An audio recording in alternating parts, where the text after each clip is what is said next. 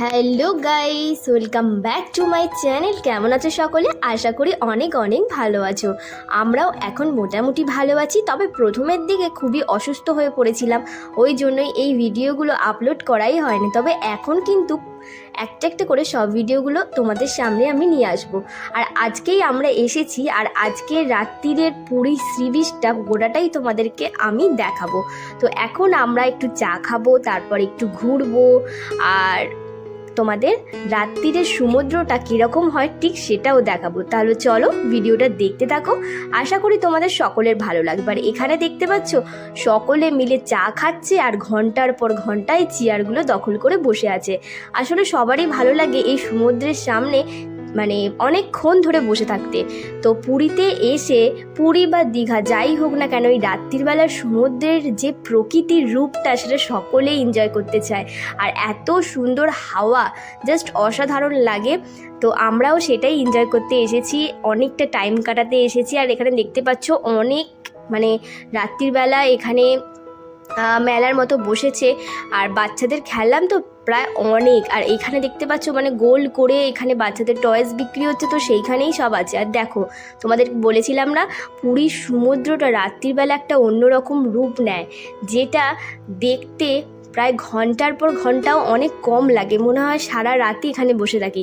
তো জাস্ট অসাধারণ লাগে এখানে, হাওয়াটাই এতটাই সুন্দর। তো মাথা থেকে শুরু করে মানে মাইন্ড, মন সব কিছু ফ্রেশ হয়ে যায়। তো সবার মন খারাপ হলে অবশ্যই এই সমুদ্রের সামনে এসে বসো, তাহলে দেখবে মনটা অনেকটাই ফ্রেশ লাগবে। আর এখন আমরা এই সমুদ্রটাকে উপভোগ করছি, আর একটু চাও খেয়েছি। আর এর পরের ভিডিওগুলো কিন্তু আরও অনেক মানে দারুণ হতে চলেছে, তো সেইগুলো তোমরা একদম মিস করবে না, দেখতে থাকবে। আর এখানে আমরা একটুখানি ফুচকা খাবো বলে দাঁড়িয়ে আছি। এখানে তো প্রচুর দোকানপাটও বসে গেছে, আর এখন তো মোটামুটি 9টার কাছাকাছি বাজে। আর ঘুরতে এলে তো টাইম সম্বন্ধে আমাদের কোনো জ্ঞানই থাকে না। আর এখন আমরা একটু ঘুরছি আশেপাশে। আর এখানে অনেকে দেখেছো তো, আর সমুদ্রের ধারে বন্ধুরা কিন্তু মারাত্মক ঠান্ডা, ওই জন্য অনেকে টুপি সোয়েটার সব পরিয়েছি। আর ওর তো একটু ঠান্ডা লেগেই গেছে, আসলে বাচ্চাদের বুঝতেই পারো।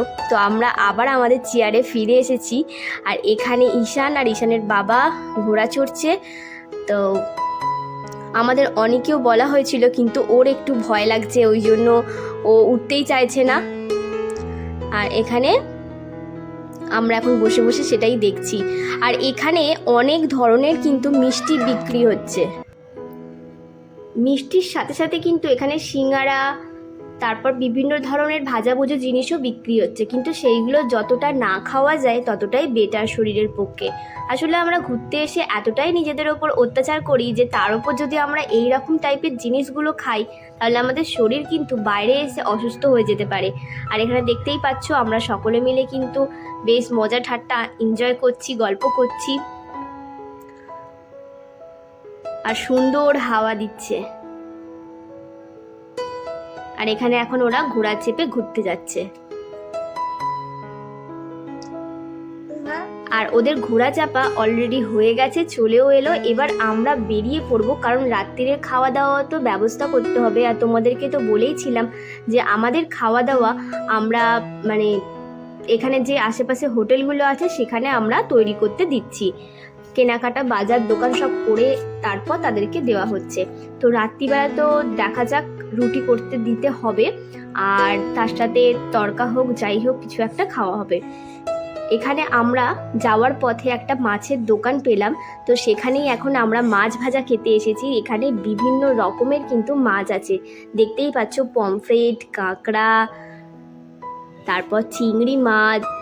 আমরা এখানে চিংড়ি মাছটাই খেয়েছিলাম, তো মোটামুটি ভালো ছিল, খুব একটা বলবো না ভালো ছিল বা ফ্রেশ ছিল, তবে খাওয়া গেছিলো, খুব একটা গন্ধ ছিল না।